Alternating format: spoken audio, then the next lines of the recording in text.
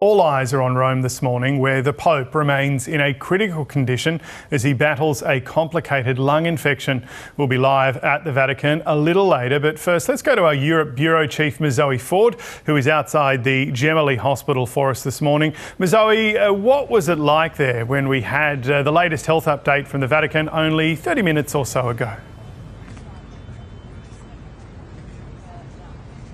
Good morning, James. Yes, there's a lot of interest, obviously, here at the hospital. There have been some well wishes at the statue of John Paul II behind me, who received this news, as well as the world's media. There are cameras down here at ground level as well as up on the hill, all trained on the hospital for any update. But it is the Vatican press office that releases those, and the latest one that came through about 30 minutes ago now does indeed confirm that Pope Francis is still in a critical condition.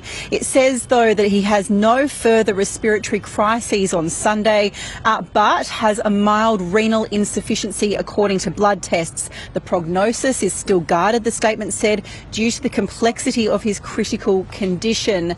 The Pope has been very keen for there to be an openness about his health, so we are getting these twice daily updates in the morning and in the evening about his health, and Vatican observers as well as Catholics around the world are hanging on every word, certainly have been over the past 10 days since Pope Francis was admitted to hospital with breathing difficulties, then diagnosed with pneumonia in both his lungs. On Saturday, though, we had the most serious health update from the Vatican yet, with the news that the Pope was in a critical condition. They said that he had a prolonged asthma-like respiratory crisis, that he was alert in an armchair but requiring a high flow of oxygen, and his prognosis remains guarded. And then just half an hour ago, this latest update, James, that he is still critical and has had that mild renal insufficiency. And Zoe, there's also been a statement from the Pope himself overnight as well.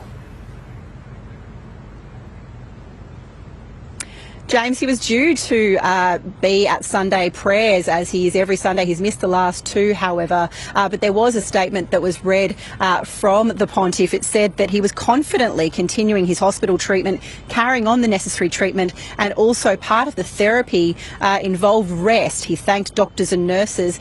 There was also a statement on social media around lunchtime local time today, where he said he'd recently received many messages of affection, and he'd been particularly struck by the letters and drawings from children. He said thank you for the closeness and for the consoling prayers he's received from right around the world. And now it's not clear when exactly the Pope wrote these messages. The word among Vatican observers is that these messages were written last week, but not necessarily today. But certainly words from Pope Francis himself, as the world watches and Catholics and Vatican observers wait to hear the next update, which will be tomorrow morning local time, this evening in Australia.